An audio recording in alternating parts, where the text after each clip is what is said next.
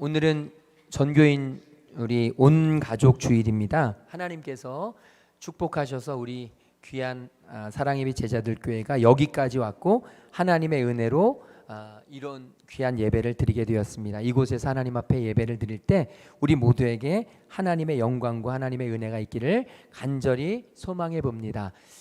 지난주에 제가 감리사다 보니까 우리 지방 목사님이 한 분 돌아가셔서 갑자기 병이 아프셨는데 돌아가시게 돼서 제가 그곳에 가서 집례를 했습니다. 장례를 집례하는데요. 하필이면 그 목사님의 어머님을 2달 전에 보내드린 그곳에서 똑같은 곳에서 건양대병원 장례식장에서 또 보내드리게 됐는데 저희 교회 옆에 있는 교회예요. 수목터 앞에 있는 교회. 굉장히 목사님이 헌신적이셨고 교회는 저희 교회 성도들도 저희 교회만 하고요. 목사님이 저희 교회보다 8개월 전에 개척을 하셨어요. 그런데 그 교회는 건물이 있어요. 그런데 어쨌든 굉장히 열심히 목회를 하셨는데 이 목사님 장례를 인도하면서 제가 참 많은 도전을 받았어요. 장례식에 참석한 많은 분들 교인들이 다 와서 예배를 드리는데 일단 예배에 대한 마음가짐이 달라요. 예배가 그냥 이렇게 예식으로 참여한 정도가 아니라 진짜 목사님을 천국으로 보내드리는 그 마음 가지고 드리는 게 보여져요. 목사님이 주일날 새벽에 하늘나라로 가셨는데 목사님이 갑자기 한 3일 전부터 몸이 안 좋아지셨는데 그래서 병원에서 이 녹음기를 틀고 다 유언을 하신 거예요. 그러면서 사모님한테 이렇게 말씀하셨어요. 내가 만약 주일날 하늘나라 가거든 예배 때 절대 광고하지 마라. 그리고 예배 마치고 모든 성도들이 하나님 앞에 예배할 때 그리고 나서 광고를 좀 해줘라. 그래서 사모님이 그 유언을 받들고 예배 땐 아무도 몰랐다는 거예요. 그분이 한빛교회 출신이신데 한빛교회에서 이렇게 우리처럼 개척을 하게 됐는데 한빛교회 때는 교회 중간 예배 중간에 광고를 했는데 정작 본인 담임 목사님의 소처는 예배가 다 끝나고 성도들에게 알려졌다고 이렇게 되는데 제가 도전을 받았어요. 나는 그럴 수 있을까? 나의 죽음을 성도들이 알아주길 바라지 않을까? 나와의 이별을 좀 슬퍼하기를 원하지 않을까? 이런 생각이 많이 드는 거예요. 그런데 어떻게 참 예배를 소중히 예배 때는 오직 하나님만 영광 받으셔야 되니까 하나님만 높임 받으시는데 성도들이 나의 죽음으로조차 예배에 방해를 받기 원치 않은 그런 모습을 보면서 제가 도전받았고요. 이제 목사님이 사역하신 것을 영상으로 쭉 보여주는 그런 영상이 있고 성도들이 다 편지를 써서 예배가 끝났는데요. 예배가 끝나고 알려드렸는데 그 다음에 성도들이 편지를 쓴 거예요. 굉장히 길게들 다 썼어요. 길게들 다 써서 편지를 다 놨는데 제 마음속에 이런 생각이 들었어요. 우리 교회 성도들이 만약에 예배가 마쳐지고 목사님의 소천의 소식을 들었다면 그래서 이제 우리 전도사님이 목사님이 하늘나라 가셨는데 목사님한테 편지를 좀 써주시죠. 그랬다면 우리 성도들 가운데 몇 명이나 편지를 써서 걸어놓을까 이런 고민을 하게 되고 특별히 그 쓰는 내용 가운데 성도들이 뭐라고 나에게 대해서 기록할까 이런 고민을 한번 해봤어요. 그리고 제가 특별히 시간이 좀 남아서 그 편지들을 뭐 한 40장 되는 편지들이 쭉 걸려 있는데 제가 다 읽어봤는데 읽어보면서 성도들의 마음에 목사님이 어떤 분으로 기록되는가 봤더니 하나님 나라 가는 길 알려주셔서 감사합니다. 구원받게 해주셔서 감사합니다. 말씀 한결같이 복음 전해주셔서 감사합니다. 목사님 목회를 잘 하셨더라고요. 우리 지방 모임이나 이런 데는 많이 참석 못 하셨는데 목사님이 성도들에게 가르쳐야 할 것을 가르치셨더라고요. 특별히 제가 도전받은 건 뭐냐면 아이들 편지가 한 8장 이렇게 있어요. 아이들이 다 그림 그려가면서 이렇게 있는데 그 아이들에게 목사님에 대해서 그 아이들이 목사님 하나님 곁에서 편히 쉬세요. 하나님께 구원받는 길 가르쳐 주셔서 감사합니다. 아이들이 구원에 대한 이야기를 목사님께 전하는데요. 제가 도전이 되더라고요.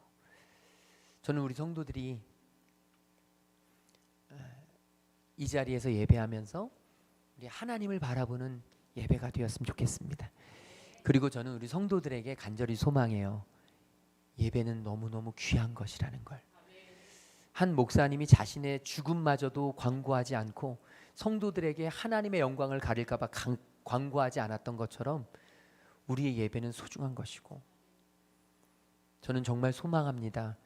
우리 성도들이 예배 시간에 왔다 갔다 하지 않기를. 하나님이 얼마나 소중히 여기시고 하나님을 바라보는 예배인데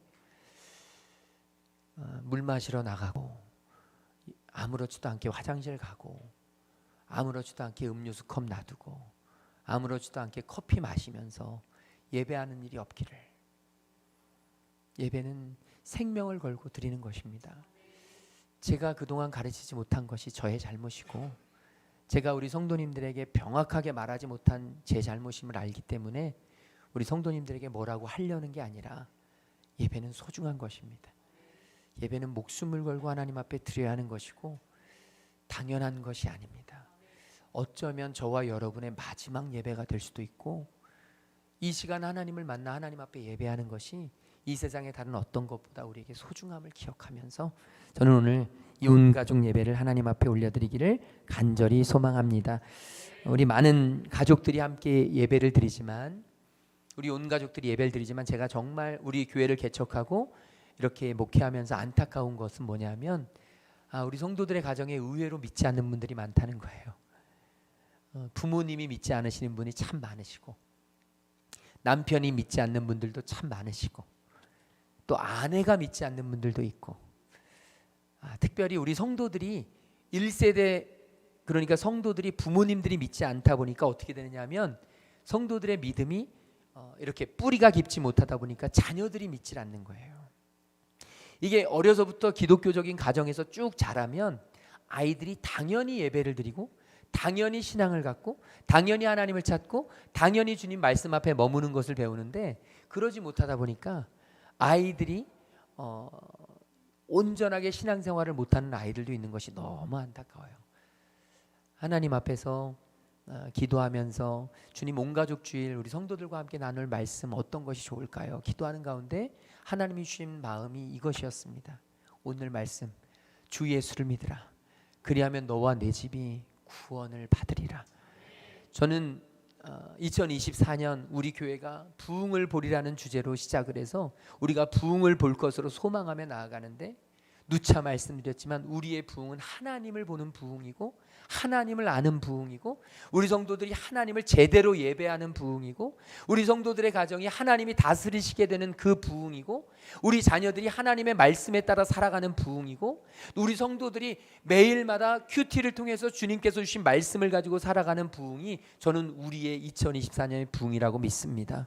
그래서 수요예배 금요예배마다 정말 뜨겁게 기도하고 우리 성도들이 새벽에 교회를 그리고 가정을 그리고 자녀들을 위해서 뜨겁게 기도하시는 성도들이 계시고 우리 정말로 하나님 말씀으로 살아가려는 노력들이 목장마다 그리고 사역팀마다 그리고 우리 남자 단톡에서도 이제 큐티를 올리면서 매일같이 큐티를 하려고 하는 그 간절한 몸부림이 우리 성도들 가운데 생기는 거 저는 얼마나 기쁘고 감사한지 몰라요.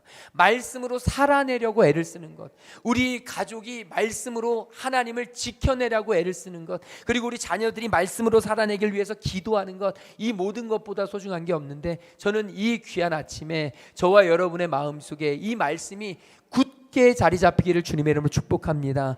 저를 따라합시다. 주 예수를 믿으라. 그리하면 너와 내 집이 구원을 받으리라.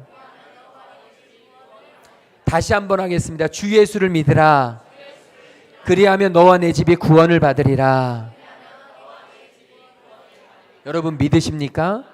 교회는 다른 것이 아닙니다. 교회에는 참 많은 그런 작용을 하고, 교회는 많은 기능이 있고 많은 역할이 있고, 교회에 오면 많은 사람들이 많은 일들을 하지만, 교회가 교회이어야 하는 이유, 우리 교회가 이 자리에 있어야 하는 첫 번째 이유는 뭐냐면, 주 예수를 믿고 구원받는 자가 날마다 더해지고, 가정이 구원받고, 남편이 구원받고, 믿지 않는 아내가 구원받고, 믿지 않는 부모님들이 우리 교회를 통해서 주님을 알게 되고, 믿지 않는 우리의 이웃들이 주님을 알게 되는 역사가 일어나는 것이 우리 교회의 존재의 목적인 줄로 믿습니다.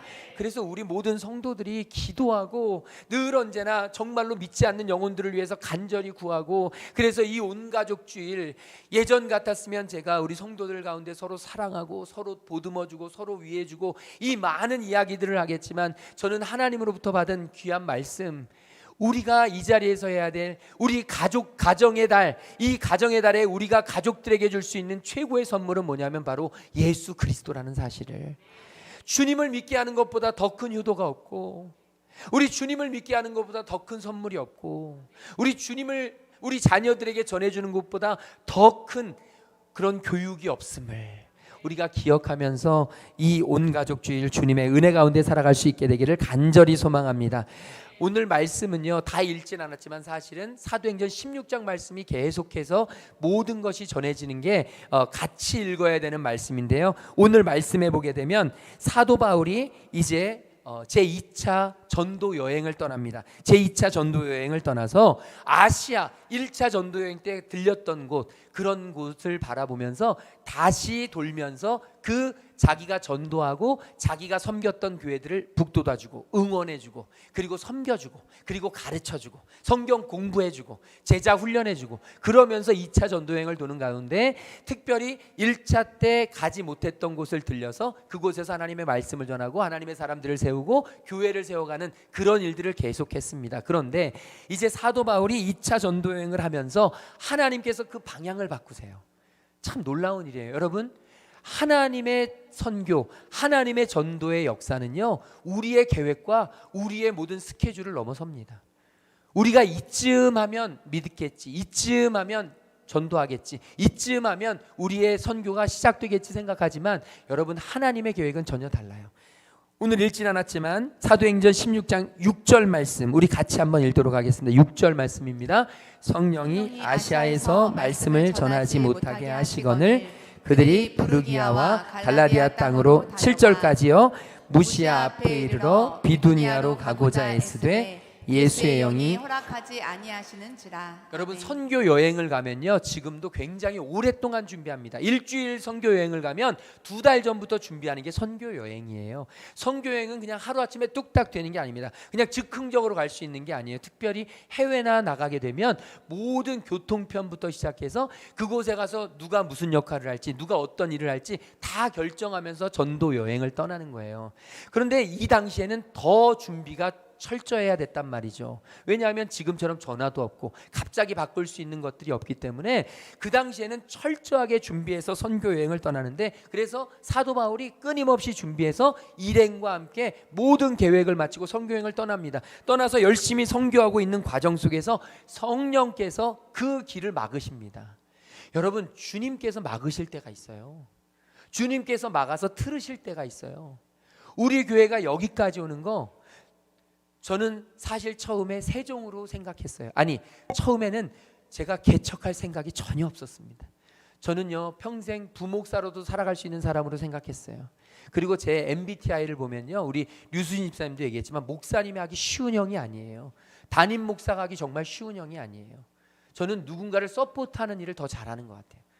앞에 서서 진두지휘하면서 이끄는 일을 제가 잘 못해요. 여러분, 목사님이 여러분에게 진두지휘하면서 명령 팍팍팍팍 내려주지 못하는 거 너무 서운해하지 마세요. 제 MBTI가 그래요. 저는 누군가에게 명령을 탁탁탁 하는 형이 아니라 누군가가 갈 때 그 하는 일들을 살펴보고 돕는 일을 정말 제 개인적인 은사예요. 그런데 제가 담임 목회자가 됐어요. 그래서 개척을 할 수밖에 없게 됐어요. 그래서 제가 처음 바라봤던 것은 세종 쪽이었습니다. 세종에 가서 여러 곳을 살펴봤어요. 그런데 세종에서는 할 수가 없겠더라고요. 그냥 마음속에 너무 큰 부담감이 와요. 그래서 그 다음으로 알아봤던 것이 저 유성 쪽입니다. 유성고. 유성구 앞에 좋은 자리가 나서 그래서 거의 계약까지 다 마쳤어요. 그런데 알고 봤더니 그곳이 교회가 나갔던 자리였어요. 그런데 그 주인이 너무너무 무서운 사람이라는 거예요. 교회가 2년하고 부흥하려고 막 그러는데 당장 빼라고. 그래가지고 모든 것을 원상복귀하고 빼느라고 목사님이 절대 거기 가시면 안 돼요. 그래가지고 제가 계약을 접었어요. 그리고 온 곳 저기 아이파크부터 점점 일로 내려온 거예요. 아이파크 들렸다, 베르디움 들렸다가 우미린 상가 3층, 거기가 마지막 타겟이었어요. 우미린 상가 3층을 아무것도 들어오지 않았을 때 저희 교회가 들어가려고 했는데 그 앞에 어떤 저쪽에서 교회에서 한 그런 기도처가 있었어요. 원래는 해도 됐지만 제가 또 목회자잖아요. 그래도 아는 분인데 인사드리고 그곳에다가 개척을 해도 될까요? 그랬더니 안 됩니다 그러는 거예요. 제 선배 목사님인데. 그래서 제가 네 알겠습니다 하고 일로 왔어요. 여기 오는데 상가가 그때 건물이 지금은 다 들어찼지만 그때는 많지 않았어요. 그런데 교회할 자리가 없는 거예요. 교회를 절대 안 내준다는 거예요. 막 목숨 걸고 막더라고요. 독서실 있는 데는 절대 안 된다 그러더라고요. 그러다가 어쩌다 이곳을 알게 된 거예요. 이 발코니 보고 그냥 계약을 한 거예요. 그리고 이곳에서 예배를 시작했던 거죠. 여러분, 계획하지 않았습니다. 제 계획. 우리 이 자리에 계신 모든 성도들 가운데 이사명 목사님을 도와야지, 우리 개척교회 섬겨야지, 그래서 헌신적으로 우리 교회에 참여하신 분들이 많지 않아요. 계획하고 온 곳이 아닙니다. 그리고 그렇게 인간적인 관계로 오셨던 분들이 떠나신 분들이 꽤 돼요. 인간적인 관계로 나의 스케줄, 나의 계획으로 교회가 이루어지는 게 아니에요. 이곳에 오신 분은 한 분 한 분 다 정말 아무 계획도 어떤 나의 스케줄로 이곳에 있는 게 아니라 하나님이 인도하셔서, 성령님이 만드셔서, 성령님이 이끄셔서 이곳에 온 줄로 믿습니다. 여러분, 이게 교회예요. 교회는요, 사람이 만드는 게 아니고 하나님이 만드시는 것이고, 교회는 누군가의 머릿속에서 나오는 것이 아니고 성령님의 손길로 나오는 것임을 믿습니다. 그래서 우리 교회가 여기까지 왔고, 그래서 하나님의 나라가 세워졌어요. 지금 이 바울과 바울의 일행에 이 선교의 여정이 바뀌었습니다. 그런데 여러분, 이 선교의 여정이 틀어진 이유가 뭘까? 하나님은 왜 선교의 여정을 바꾸실까? 아시아에서 선교하려고 했던 바울의 이 계획을 틀으시면서 하나님은 복음이 전 세계로 옮기게 하신 줄로 믿습니다. 만약 그러지 않았다면, 이 사건이 없었다면, 여러분, 성령이 막지 않으시고 바울이 그냥 자기가 원하는 아시아에서 전도했다면 저와 여러분에게 복음이 전해질 기회가 없었을지도 몰라요. 그런데 하나님은 이 바울의 길을 틀어서 오늘 우리에게까지 복음이 전해지게 하신 줄로 믿습니다. 특별히 사도행전 16장에 보면 왜 하나님께서 바울 일행의 선교의 여정을 틀으셔서 그 계획을 수정하셨는지를 우리가 알 수 있게 되는데, 그 중에 하나가 누구냐 하면 바로 루디아라고 하는 여인의 믿음이에요. 루디아라고 하는 여인이 있었습니다. 16장 14절에 보면 이렇게 기록되어 있어요. 16장 14절에 보면 두아디라 시에 있는 자색 옷감 장사. 여러분, 이 두아디라 시는요, 이 옷감으로 이 굉장히 유명했던 도시였습니다. 그리고 세계에서 가장 좋은 옷감은 다 거기서 났어요. 그런데 여기 특별히 옷감 장사인데 자색 옷감이라 그러잖아요. 자색 옷감은요, 왕궁에서만 쓰는 겁니다. 가장 귀한 거. 그러니까 굉장히 아주 부유한 계층의 사람들의 그런 옷을 만드는, 굉장히 부유했다고 합니다. 그런 여인, 그 여인 루디아라고 하는 한 여자가 있는데요, 그가 이 바울 일행에 복음 전하는 것을 들었습니다. 그리고 그곳에서 마음이 열렸습니다. 그리고 바울의 말을 따르게 됐습니다. 그래서 15절에 보니까 이렇게 돼 있어요. 그 루디아와 그 집이 다 세례를 받고, 그 루디아 한 여인만 세례를 받은 게 아니라 바로 그 집의 모든 식솔들이 다 세례를 받고, 그러면서 청합니다. 우리에게. 여기 우리는 누구냐면 바울 일행인데요, 바울 일행이 누구였냐? 바로 바울이 있고 실라가 있어요. 빌립보 감옥에 갇혔던 바울과 실라가 있고요, 그리고 바로 디모데가 있습니다. 이 바울이 2차 전도 여행 때 디모데를 만나서 이곳에 함께 갑니다. 그리고 사도행전을 기록했던 누가가 있어요. 바로 이 네 명이 함께 이 전도 여행을 떠나는데 지금 루디아가 이 4명을 초청합니다. 그리고 내 집에 들어와서 유하라, 그리고 강건하여 머물게 합니다. 여러분, 이게 쉽지 않은 일이에요. 지금만 해도요, 목사님 신방 오세요, 이거 거부하는 성도들이 많아요. 왜냐하면 집 청소하기가 힘들거든요. 여러분, 성인 남자 4명, 선교사들 4명 굉장히 많이 먹습니다. 굉장히 힘이 들게 살아가기 때문에 그들을 위해서 머물게 한다는 건요, 그냥 하루 이틀 자게 하는 게 아니라 어떤 경우에는 일주일 가기도 하고 어떤 경우는 한 달 동안 집을 내놓는 경우도 있어요. 그러니까 선교사, 이 선교 일행들을 가정에서 베푼다는 거 쉬운 일이 아닙니다. 그런데 루디아가 합니다. 돈이 많아서요? 돈이 많다고 할 수 있는 일이 아니에요. 그러면 무엇 때문입니까? 하나님을 알게 되니까, 예수님을 믿고 나니까, 예수님을 만나고 나니까 루디아가 가장 기뻤던 일이 뭐냐면 하나님 아는 사람들과 교제하는 거예요. 여러분, 구원받은 사람의 특징이 뭐냐면 하나님 아는 사람들과 이야기하는 게 행복한 거예요. 여러분, 진짜 구원받은 사람의 그 증표가 뭐냐면 복음 이야기하는 게 행복한 거예요. 여러분, 가방 얘기하는 게 행복한 게 아니에요. 옷 이야기하는 게 행복한 게 아니에요. 여행 어디 갔다 왔다 하는 게 행복한 게 아니에요. 주님을 알기 이전에는 그런 것들이 가장 행복했고, 우리 자녀가 어느 대학 갔고 어떤 일 했고 이런 게 가장 행복하지만, 여러분, 예수님 만나고 나면 어떤 게 가장 행복하냐? 예수님이 나에게 이렇게 고쳐주셨어. 예수님이 우리 가정에 이렇게 일하셨어. 예수님이 우리 부모님에게 이렇게 헌신하셨어. 예수님이 우리 교회에 이런 역사를 이루셨어. 여러분, 루디아에게 그 기쁨이 있었던 거예요. 하나님을 만나고 나니까 인생이 달라지는 겁니다. 하나님을 만나고 나니까 루디아 자신만 구원받는 게 아니라 그의 온 집안이 구원을 받게 되는 거예요. 저는 우리 성도들에게 이런 놀라운 역사가 있게 되길 주님의 이름으로 축복합니다. 저와 여러분이 루디아가 되기를 소망해요. 저와 여러분이 루디아가 돼서 우리 가정을 구원하고 가족을 구원하고 믿지 않는 부모님을 구원하고 믿지 않는 남편 아내를 구원하고 믿지 않는 자녀들을 주님께로 이끌고, 그래서 우리 가정에 날마다 하나님을 이야기로 가득하고 하나님의 교제로 가득하고 하나님과 함께 살아가는 것이 행복한 그런 가정들 되시기를 주님의 이름으로 축복합니다. 그런데 여러분, 바울 일행을 이 루디아가 만난 게 어딘 줄 아십니까? 바로 기도하는 곳입니다. 기도하는 곳. 13절 말씀, 우리 13절 말씀 같이 읽겠습니다. 안식일에 우리가 기도할 곳이 있을까요? 문 밖 강가에 나가 거기 앉아서 모인 여자들에게 말하는데, 루디아가 강가에 앉아서 말하고 있었어요. 강가에 앉아서 사람들하고 같이 교제하고 있었어요. 그런데 그때 바울 일행이 기도할 곳을 찾아서 강가로 갔습니다.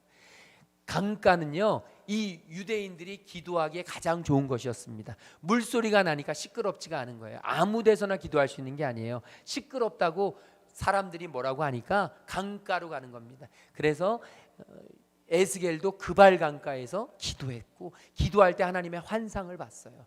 기도하는 때, 기도하는 자리, 여러분, 그래서 우리가 기억해야 될 것이 있습니다. 하나님의 복음을 전하는 일, 선교의 시작은 어디에서 일어나느냐? 멋진 선교 계획이 아닙니다. 멋진 훈련받은 단체가 아니에요. 아주 멋진 사람들의 마음을 훅 끄는 전도 물품이 아니에요. 전도의 시작은 어디에서 일어나느냐? 기도에서 일어나는 줄로 믿습니다. 기도하는 곳에서 생명이 자라나고, 기도하는 곳에서 하나님의 복음이 심어지고, 기도하는 그 바울 일행이 하나님 앞에 기도하기에 헌신했기 때문에, 기도하기에 목숨을 걸었기 때문에 그곳에서 루디아를 만난 줄로 믿습니다.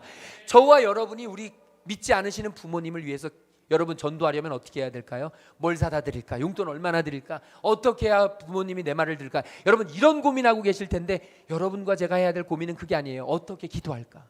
어떻게 우리 부모님을 위해서 기도할까? 내가 언제 기도할까? 내가 우리 부모님을 위해서 무엇을 기도할까? 여러분과 저의 관심은 기도가 돼야 합니다. 우리가 기도하면요, 여러분, 저와 여러분 때문에 전도를 받으시기도 하지만 저와 여러분과 상관없는 사람을 통해서 전도를 받으시기도 해요. 여러분과 제가 우리 부모님, 우리 남편, 우리 아내, 우리 자녀들 다 구원하는 게 아니에요. 저와 여러분이 기도하면요, 하나님이 사람을 보내주시는 경우가 많다는 말이에요.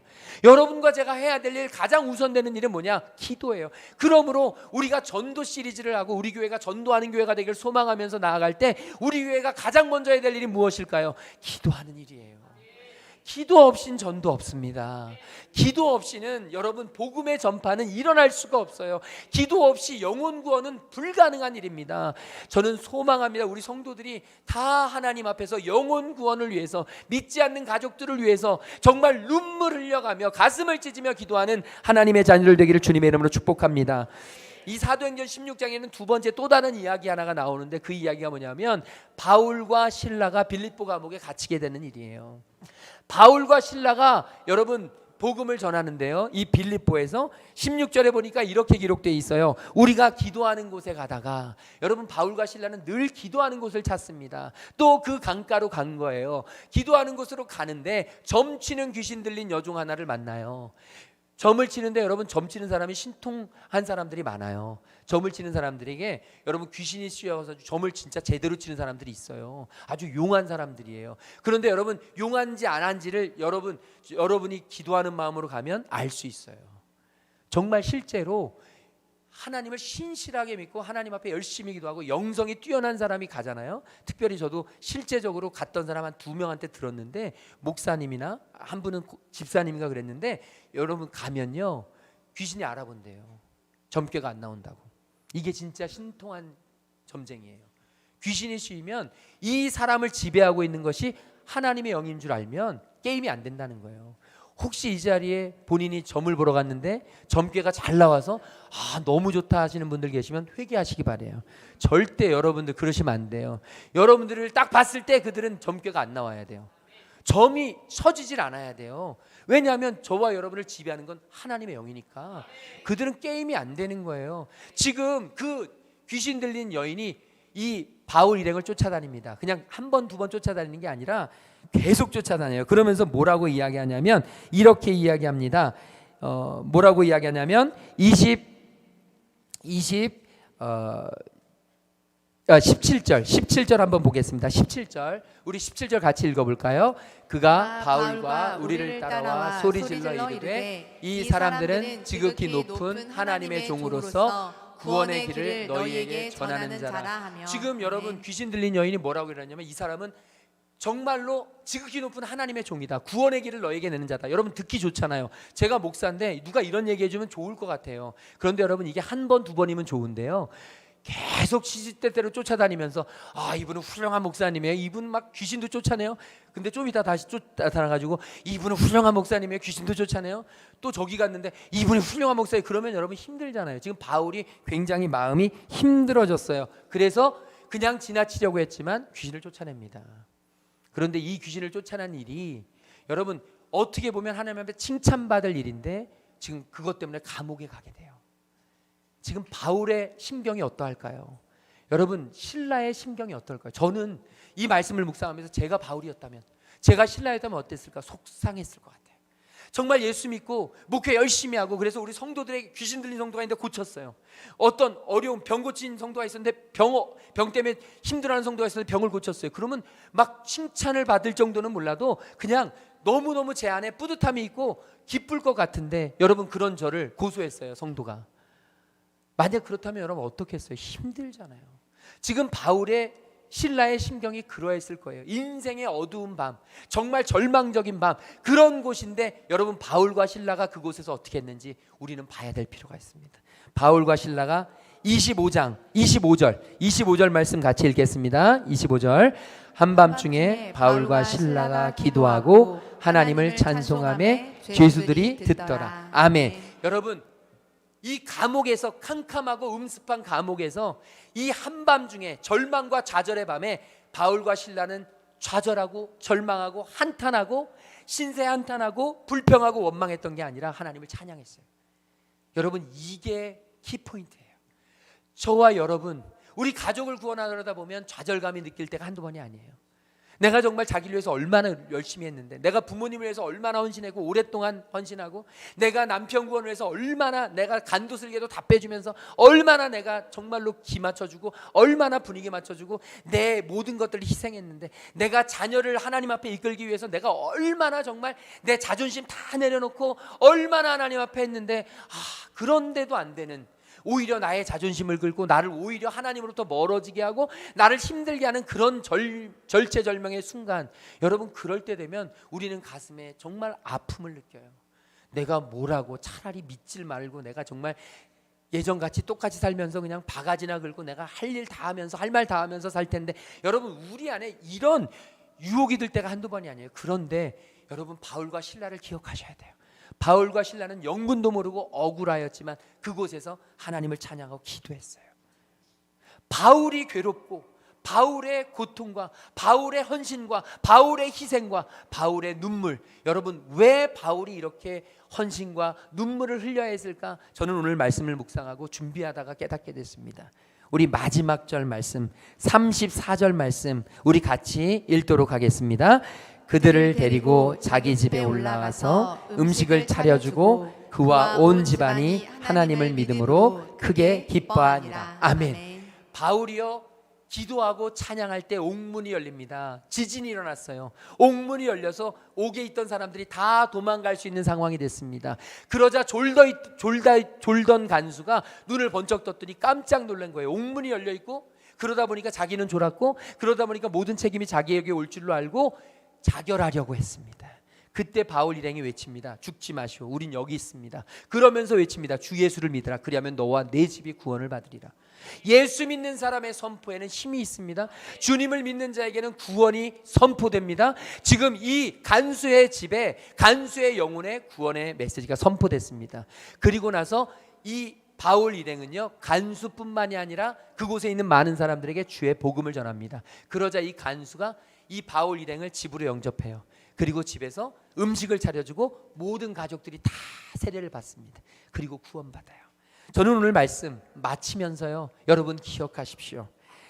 그들을 데리고 자기 집에 올라가서 음식을 차려주고 그와 온 집안이 하나님을 믿음으로 크게 기뻐하더라. 제 말씀, 제 눈에 꽂힌 것은 이 부분입니다. 그와 온 집안이 하나님을 믿음으로 크게 기뻐하니라. 그와 온 집안이 하나님을 믿음으로 크게 기뻐하니라. 저는 우리 성도들이 이 귀하고 놀라운 경험할 수 있게 되길 주님의 이름으로 축복합니다. 여러분 이 빌립보 감옥의 간수는 이름도 없어요. 존재 가치도 잘 못 느껴요. 그런데 놀라운 사실은 여러분 이 간수의 집을 살리시기 위해서 하나님은 바울과 실라를 사용하셨다는 거예요.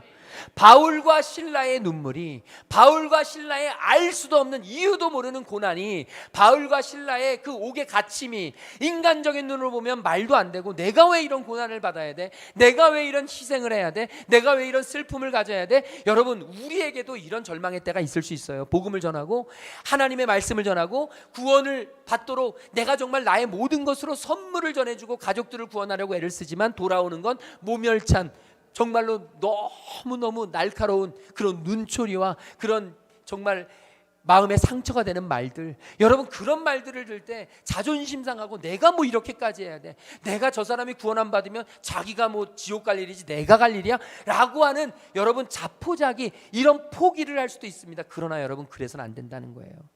이 바울과 실라의 아픔이 이 간수의 집안의 기쁨이 돼요. 저와 여러분의 눈물이 믿지 않는 우리 가족들의 기쁨이 된다는 사실이에요. 나중에 예수님을 믿고 예수님 안에서 사역을 열심히 하는 그런 분들을 많이 보는데, 그런 분들이 한결같이 하는 이야기가 있습니다. 그게 뭐냐면 아내에게 고맙다. 나를 포기하지 않고 끝까지 새벽마다 기도해 준 아내에게 고맙다. 저희 지방, 우리 보면 지방에 보면 1년에 한 번씩 회의를 하는데, 작년 지방회 때는 뭘 하냐면 장로 안수를 받고 은퇴하시는 장로님들 차나 예배를 드려요. 그런데 작년에 한 옆에 교회에 은퇴하시는 장로님이 있으셨는데, 그 장로님이 나오셔서 차나 자기가 이제 얘기하는 거예요. 자기가 이제까지 살아오면서 장로로서 은퇴하면서 하고 싶은 말이 뭐냐, 그러면서 두 말을 하더라고요. 목사님께 너무 감사하다. 나를 하나님 알게 해주셔서, 복음을 전해주셔서 내가 하나님 나라 갈 수 있는 소망 갖게 해주신 거 너무 감사하다. 그리고 아내에게 너무 감사하다. 40대까지 개차반처럼 살고, 40대까지 술주정뱅이로 살고, 40대까지 막 살았던 자신을 끝까지 포기하지 않고 새벽마다 눈물로 나를 위해 기도해 준 아내. 정말 나한테 학대당하고 나한테 모진 소리 듣고 정말 피눈물 나는 고통을 겪으면서도 나를 포기하지 않고 끝까지 나를 붙잡고 위에서 기도하고 새벽마다 그 추운 봄, 여름, 가을, 겨울 할 것 없이 그냥 한결같이 새벽 제단을 쌓으며 나를 위해 기도해 준 아내가 너무 고맙다. 나는 이제 죽어도 여한이 없다. 이제 내가 할 수 있는 일은, 유일한 일은 그 아내를 사랑하며 살아가는 것뿐이다. 제가요 듣는데 도전이 됐어요. 소망합니다. 저와 여러분의 눈물의 기도가 우리 믿지 않는 부모님들을 주님 앞으로 이끌고, 우리 하나님을 모르는 남편이 하나님 앞으로 나오고, 하나님과 상관없이 살아가는 아내가 하나님을 찾게 되고, 이 세상의 쾌락과 향락에 빠져 살던 자녀들이 하나님을 바라보는 역사가 있게 될 것입니다. 여러분, 우리의 계획과 우리의 스케줄과는 상관없이 하나님은 일하세요. 하나님은 역사하시고, 하나님은 우리가 알지 못하는 곳에서 사람을 보내주세요. 저도 우리 아들을 보게 되면 제가 키우는 게 아니고 하나님이 사람을 붙여주시더라고요. 하나님이 사람을 붙여주셔서 그곳에서 믿음을 갖게 하시더라고요. 목사인 저보다 전혀 예상치 못한 선배가 하나님을 더 전하고요, 목사인 저보다 전혀 알지 못하는 그런 어떻게 만난 그런 교회에서 학부형이 하나님을 전하고요, 전혀 저와 여러분의 계획과는 상관없는 일을 하나님이 하실 줄로 믿습니다. 기대하시고, 여러분 이제 믿지 않는 부모님, 믿지 않는 남편, 아내, 믿지 않는 자녀들 보면서 속으로 씩씩거리면서 그냥 분노에 차서 그러지 마시고, 여러분과 제가 해야 될 일은 하나님 앞에 기도하는 일이에요. 하나님 살리시옵소서, 하나님께 나오게 하시옵소서, 하나님께 무릎 꿇게 하시옵소서, 하나님 구원을 볼 수 있도록 인도하여 주시옵소서. 저와 여러분의 기도의 제목이 될 수 있기를 주님의 이름으로 축복합니다. 우리 옆 사람에게 가족 구원에 승리합시다. 우리 인사 나누겠습니다. 우리 다 함께 자리에서 일어나셔서 찬양할 텐데요, 하나님의 사랑을 사모하는 자, 하나님의 평안을 바라보는 자, 우리의 가정이 하나님께 구원받을 수 있는 길은 우리 완전하신 주님께서 인도하시는 일입니다. 우리 주님만 바라볼지라. 우리 이 찬양 드리고 함께 기도하며 나아가겠습니다.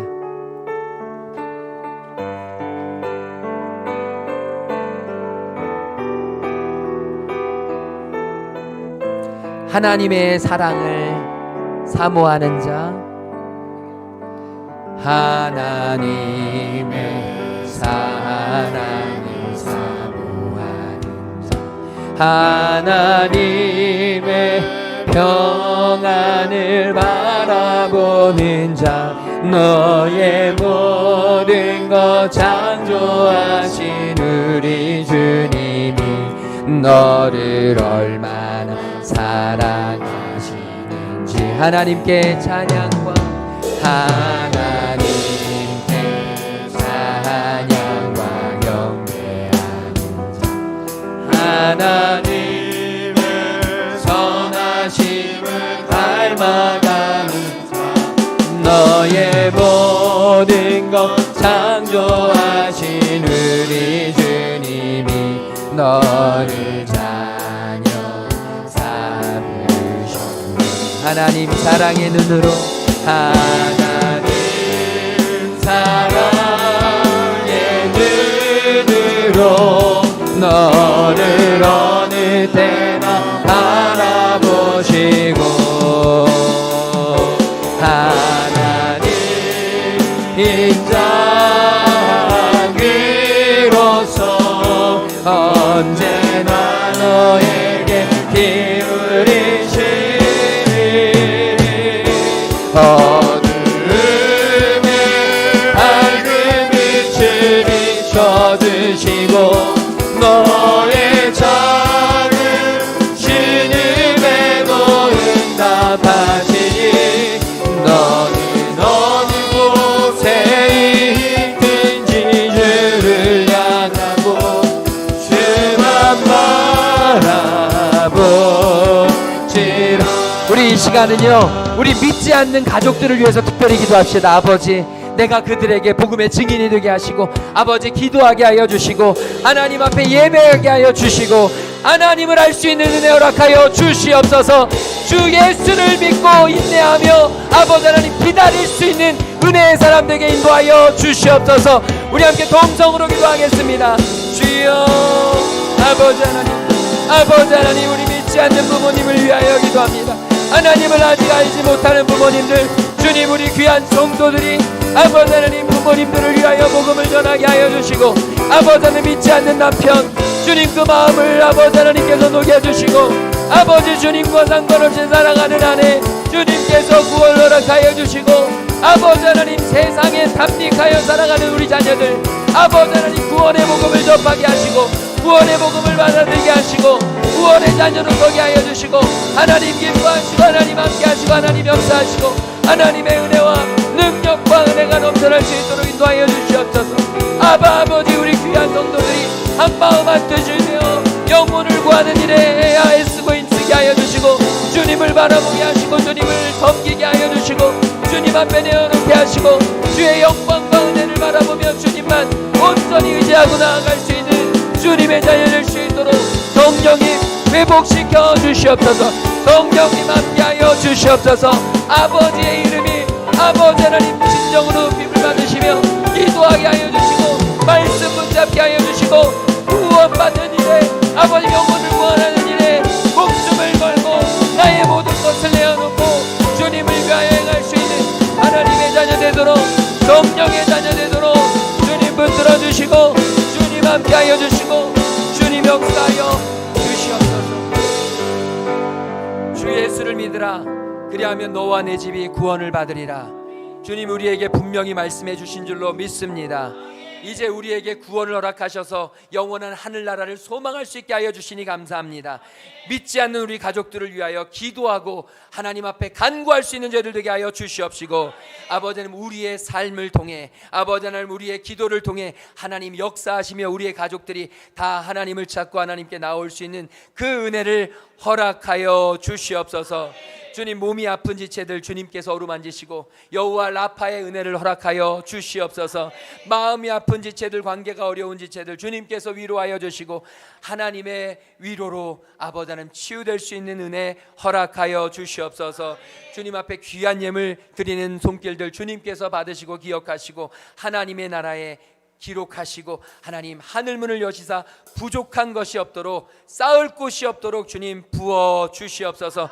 우리 온가족 주일로 예배하는 우리 사랑의 빛 제자들 교회 모든 성도들의 가정이 하나님 나라를 꿈꾸며 하나님 나라를 소망하며 하나님 나라로 가까이 갈 수 있는 믿음의 자녀들 될 수 있도록 성령 하나님 강권적으로 역사하여 주시옵소서.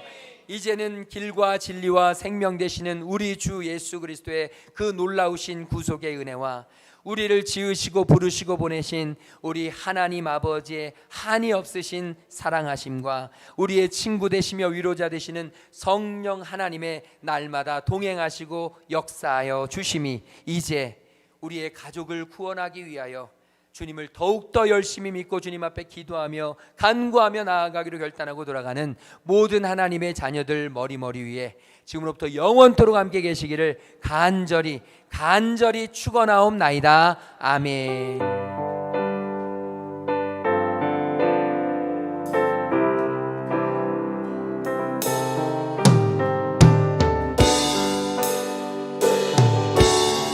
모든 영광을 하나님께